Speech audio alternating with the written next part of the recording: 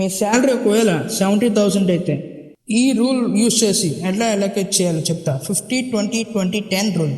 అంటే 50% నీడ్స్ కోసం, 20% investments, 20% emergency fund, 10% wants.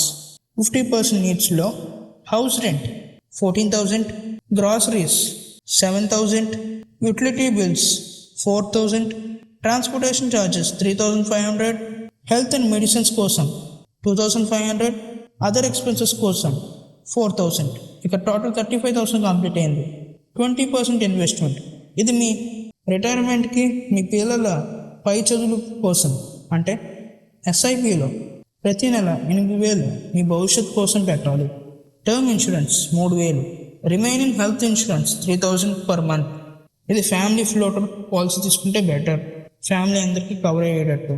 20% emergency fund.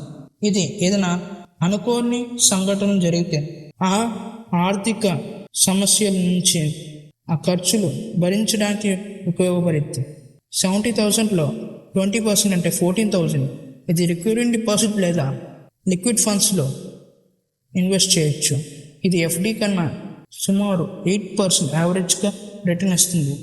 Remaining 10% అంటే 7,000 మిగిలింది. 70,000 శాలరీలో ఫ్యామిలీతో అవుటింగ్ 3,000, షాపింగ్ 2,500, చారిటీ 1,000, హాబీస్కి 500.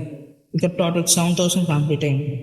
మీరు ఈ విధంగా ప్లాన్ చేసుకుంటే మీరు కష్టపడి సంపాదించుకున్న ప్రతి రూపాయికి ఎట్లా స్పెండ్ చేయాలి ముందుగానే ప్లాన్ చేస్తున్నట్టయితే అక్కర్లేని ఖర్చులు తగ్గించే అవకాశం ఉంటుంది.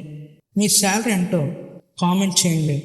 నేను మీ శాలరీ బట్టి ఎలా బడ్జెటింగ్ చేయాలో కంప్లీట్ వీడియో క్రియేట్ చేస్తాను.